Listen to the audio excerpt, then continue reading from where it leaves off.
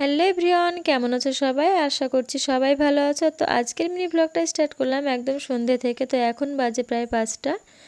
তো আজকে আমি একটা আলু রেসিপি বানাতে চলেছি, তো তাই ভাবলাম একটুখানি তোমাদের সঙ্গেও শেয়ার করি। তো দেখা যাক কতদূর কি হয়, চলো। এই দেখো, প্রথমে আমি আলুটাকে সেদ্ধ করে নিয়েছি, তারপরে খোসা ছাড়িয়ে ম্যাশ করে নিয়েছি।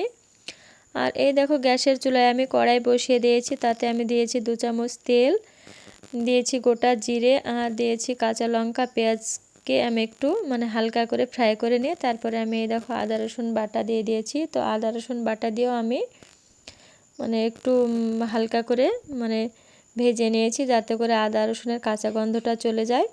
তারপরে আমি দিয়েছি লবণ, হলুদ, জিরে গুঁড়ো, ধনিয়া গুঁড়ো, তারপরে দিয়েছি ভাজা জিরের গুঁড়ো, দিয়ে দিলাম লঙ্কা গুঁড়ো, ধনিয়া পাতা কুচি, আর দিয়েছি ভেজে রাখা বাদাম। তো এবার আমি এভাবে আলুটাকে এভাবে একটু নাড়াচাড়া করে নিচ্ছি।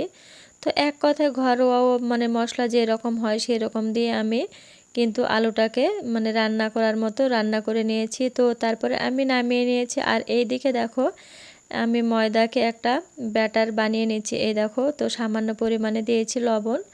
তো এইভাবে একটা স্মুথ ব্যাটার তৈরি করে নিতে হবে। আর এই দেখো, আমার আলুর পুরটা একদম রেডি হয়ে গেছে। এইভাবে আমি হাত দিয়ে একটু একটু লম্বা লম্বা করে নিচ্ছি। আর এইভাবে আমি ব্যাটারের মধ্যে চুবিয়ে আমি এবার ব্রেড গামসে একটু কোট করে নেব। তো তোমরা অবশ্যই এভাবে একবার চাইলে বাড়িতে বানাতে পারো, কিন্তু ভীষণই সুন্দর হয়। তো আমি আবারও কোট করে নিচ্ছি। তো এখানে একবার করলেও হবে, কিন্তু এখানে আমি দুবার করে নিচ্ছি। তো দুবার করলে কিন্তু আলুর এই চপটা খেতে কিন্তু ভীষণই ভালো লাগে, দুবার করলে।